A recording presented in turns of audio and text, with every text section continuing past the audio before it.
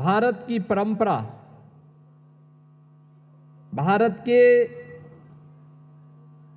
ऋषियों, संतों, मुनियों और महापुरुषों के त्याग और बलिदान की एक महागाथा है। ये महागाथा उंगलियों में गिनने लायक नहीं, युगों युगों से यह गाथा विश्व मानवता के लिए एक प्रेरणा रही है।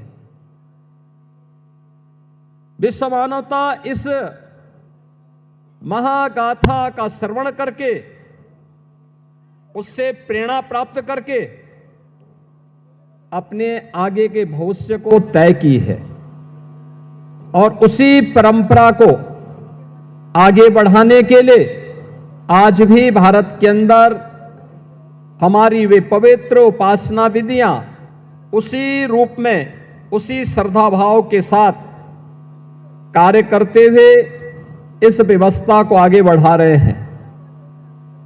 अभी 3 दिन पूर्व यह हमारा सौभाग्य है, अयोध्या में प्रभु श्री राम के भव्य मंदिर के निर्माण में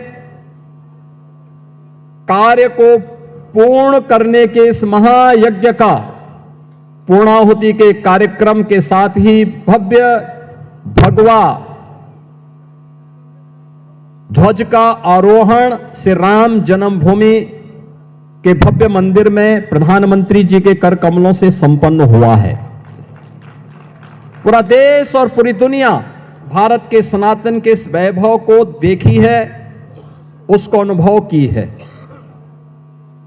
और अयोध्या की जब बात आती है तो उसी इक्ष्वाकु कुल के प्रथम राजा भगवान ऋषभ देव, जो प्रथम जैन तीर्थंकर थे, उनका स्मरण भी हर व्यक्ति बड़ी श्रद्धा भाव के साथ करता है।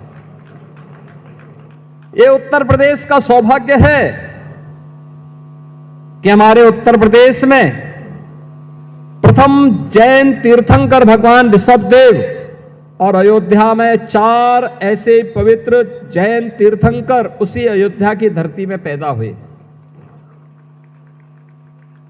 काशी, जो दुनिया की